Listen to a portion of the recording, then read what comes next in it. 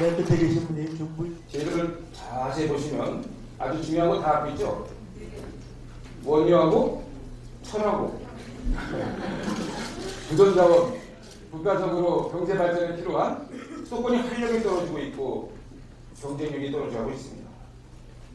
이유는 뭐냐면 두 가지입니다. 이 도시화 산업화 과정 속에서 특히 경제 성장 속에서 수도권에서 경기도에서 일자리를 찾으러 또 교육을 받기 위해서 모였던 많은 베이비 부머 세대, 그러니까 지금 55년생부터 63년생까지입니다. 이 베이비 부머 세대가 자연스럽게 이제 나이가 들어가면서 고령화가 되고 있습니다. 젊은 층들의 수도권 인구율이 적어지고 있어요. 왜냐하면 지방의 일자리가 많이 늘어나고 지방의 경제가 좋아지는 겁니다. 두 번째는 생활비입니다. 생활비가 비싸요. 주택, 또 교통 문제 이런 것들 때문에 젊은이들이 잘 수도권으로 경기도로 나갑니다. 지금 경기도는 첫 번째로 심각한 재정 위기에 있습니다. 재정난에 허덕이고 있습니다. 두 번째는 좋은 일자리가 점점 없어지고 있습니다. 세 번째는 여전히 교통이 혼잡합니다. 인프라도 부족합니다. 네 번째는 지속되는 수도권에 대한 규제입니다. 도민들의 삶의 질이 떨어지고 있는 이유이기도 합니다. 그렇다면 기회는 뭐냐? 기회는 이겁니다. 경기도의 기회는 대한민국의 기회인데 박근혜 대통령이 주장하고 계시고 새로 시책으로 추진하시는 창조경제, 이 창조경제의 최적지가 바로 경기도입니다. 경기도가 아니고서는 창조경제의 꽃을 피울 수가 없다고 저는 확신합니다.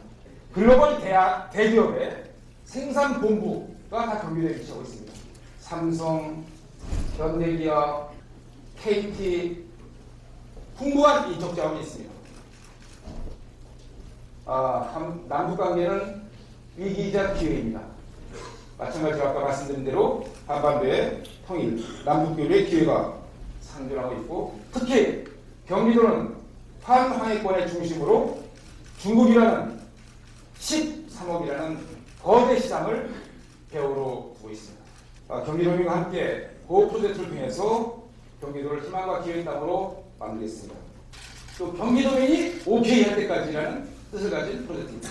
그래서 경기 오케이 고호 프로젝트로 도민과 함께 도정을 펼쳐나갈 준비를 하겠습니다. 경기도의 경기 창조밸리를 반드시 만들어야 됩니다. 판교 IT밸리에서 수원의 영통, 용인의 기흥, 화성의 동탄, 평택의 고덕산단에 이르는 이 지역을 미국의 실리콘밸리처럼 창조경제가 쉽게 뽑힐 수 있도록 만들어야 됩니다. 여기서 생산되는 모든 우리의 메이드 인 코리아는 평택항을 통해서 수출할 수가 있을 겁니다. 고부가치의 일자리를 만들어야 됩니다. 단순한 일자리가 필요한 것이 아닙니다. 젊은이들의 눈높이에 맞는 맞춤형 일자리가 필요한 겁니다. 젊은이들 보고 왜 노출하느냐 할 것이 아니라 그들이 꿈과 끼와 희망이 만족되는 그런 일자리를 우리가 만들어내야 됩니다. 이제 복지의 패러다임도 바뀌어야 됩니다. 융합복지로 가야 됩니다. 이제 100세 시대가 공식적으로 열립니다. 아주 건강해 사십니다. 지금 보통 실제 나이에 0.7을 곱한 것이 경제 나이라고 앞으로 부른다는 거 아니겠습니까? 인생이 이모작하는 시대입니다. 그렇다면 65세 이상 복지를 어떻게 할 것이냐? 이제 일자리가 결합이 됩니다. 일자리와 복지가 결합된 이런 융합복지 이런 것을 제가 경기도에서 시범적으로 잘 운영을 해서 참 경기도 큰 문제입니다. 국회가 서울에 있으니까요. 평택에서 수원으로 여의도로 경기도의 가장 큰 문제 중에 하나가 교통 문제입니다. 획기적인 교통체계가 체계 개선이 필요합니다. 저는 이 GTX 건설 굉장히 저는 긍정적으로 보고 있습니다. 이 GTX 건설 잘해서 이와 함께 광역 환승 버스, 광역 환승 체계를 구축하는 겁니다. GTX는 실체를 따지면 대동맥의 역할을 하고 광역버스 환승 체계는 광역버스는 시필줄 같은 역할을 하게 해서 경기도민들이 어디서나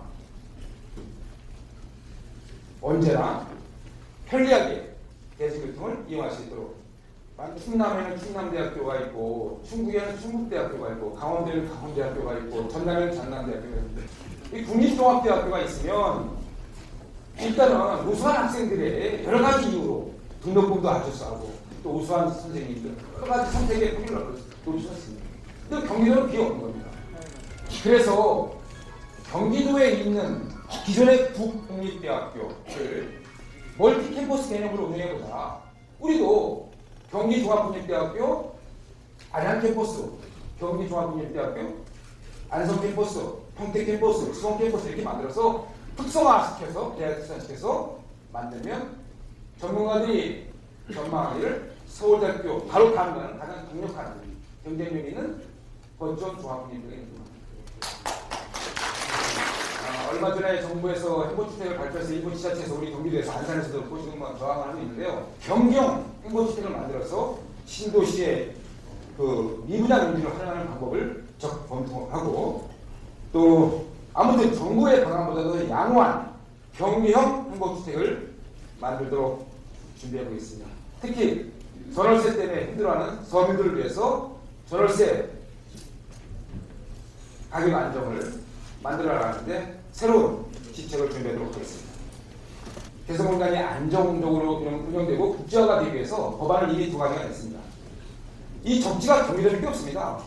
그래서 DMZ 세계평화공원 조성을 위해서 우리 동료위원이신 파주의 황진아 위원님, 또 연천 포천의 김용 의원과 함께 경기도의 후원으로 정치토론회를 국회에서 개최한 적이 있습니다. 아주 반응이 좋았습니다.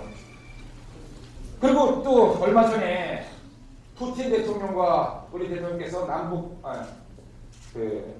한러 정상회담을 했지 않습니까? 그때 발표한 것이 유라시아 이니셔티브입니다. 남북 협력 척도 사업입니다. 이 사업들이 다 지나가는 것이 경기도입니다. 통일 시대를 열어가는 데 있어서 경기도 굉장히 중요합니다. 이미 개성이 경기도도 아닙니까? 지금 분단돼서 그렇지 개성, 장단 다 붙여있다고 경기도에 있습니다. 북한에 있는 개성공단과 우리 대한민국의 제2개성공단을 만들어서 북한의 우수한 노동력, 대한민국의 우수한 기술과 자본을 결합해서 평화경제특구를 만들자. 경기도에 평화경제특구를 만들었다는 더 큰 의미의 남북경협 모델을 만들 수가 있다고 주장을 했습니다.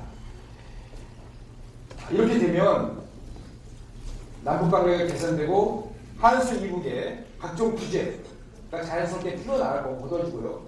한수 이북 주민들의 재산권이 향상되고 발전의 여러 가지 저해 요인이 대세되리라고 확신하고 있습니다. 1250만 경기도민과 함께 창조되고 역동적인 리더십으로 바로 지금껏 설명드렸던 그 프로젝트를 경기도민과 함께 펼쳐나감으로써 우리 경기도를 대한민국의 중심을 넘어서 동북아의 허브, 동북아의 중심으로 반드시 만들어 놓겠다는 포부로 제 인사를 강연을 마치도록 하겠습니다.